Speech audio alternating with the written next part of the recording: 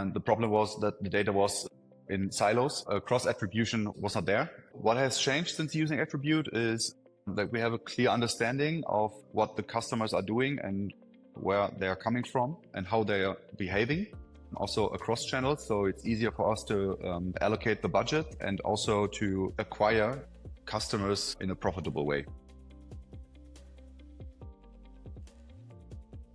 I'm Darius Greulich. I'm Managing Director of Störtebekker. I joined Störtebekker 2 years ago, 2024, and now acting also as CEO of Störtebekker. What are we doing?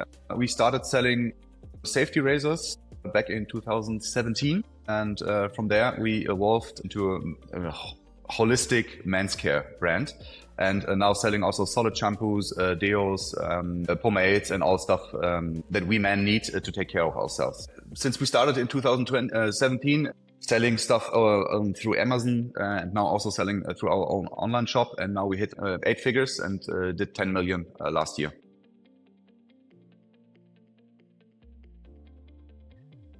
Before attribute, we mostly relied on data from the marketing platforms that we used. So for example, Google or Meta. And the problem was that the data was in silos. Cross-attribution was not there. So since we used attribute, we are able to see from where we are acquiring the customers and allocating our budget more wisely.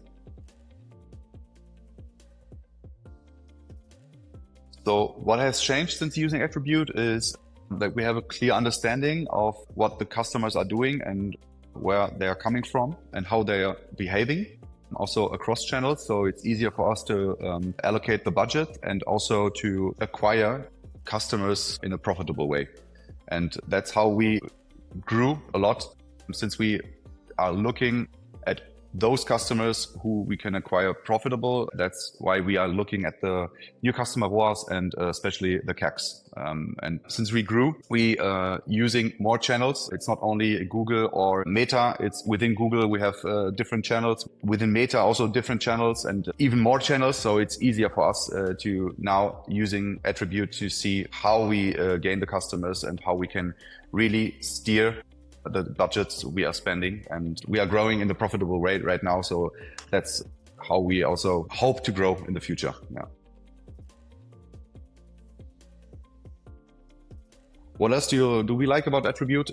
On the one hand, we have really good data foundation that enables us to steer the marketing channels, but also all the requests we have regarding BI reportings are handled in a really supportive and fast way. And that's something that I really appreciate, because I get a much better understanding of our customers on top of all the data that we have for attributing our marketing budgets.